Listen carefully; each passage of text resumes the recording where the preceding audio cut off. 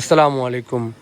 এইখানে আমার দাদা আগে ছোটোবেলা আমার মনে আছে, এই দোকানে আমার দাদা আগে বাকি খাইতো, আমার বাবা মাসে মাসে এসে এসে টাকা দিয়ে যেত। তো এইখানে ছোটোবেলায় এই যে আমার আব্বু, এই যে আব্বু আব্বু যখন ঢাকায় থাকতো তখন, আর ওনার দোকানে কত যে খাইছি না, সকালের নাস্তা দেশে থাকতে আসলে পরে। তো সবুর আঙ্কেল, সবুর কাকা কী অবস্থা? আপনি ভালো আছেন? আপনি? হ্যাঁ, তুমি ভালো আছো? জি আলহামদুলিল্লাহ ভালো আছে। আচ্ছা সবুর কাকা, আপনার এই দোকানটা প্রায় কত বছরের দোকান? এই আজ থেকে 30 বছর। অলমোস্ট 30 বছর হয়ে গেছে না? মানে 30 বছর মানে অনেক বছর, বিশাল একটা মানে গ্যাপ। আমার মনে আছে আমি একদম বাচ্চাবেলা আমি এখানে আইসা বসতাম, আমার চাচাতো ভাইরা আইসা বসতো, ওরা এসে সকালে নাস্তা করতো, পরোটা, এরপরে এখানে বুরিন্দা আছে, এরপরে জিলাপি আছে, এই যে এটা বিভিন্ন আইটেম আছে। এরপরে ভিতরে আবার দুপুরে মনে হয় খাবারও আছে না?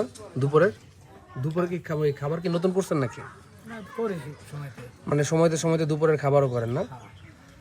তো এই হচ্ছে আর কি অবস্থা। তো সবুর কাকার কথা সবসময় আমাদের মনে পড়ে, আমি মনে করি অনেক, যে ওনার দোকানের অনেক স্মৃতি আছে, অনেক মেমোরি আছে।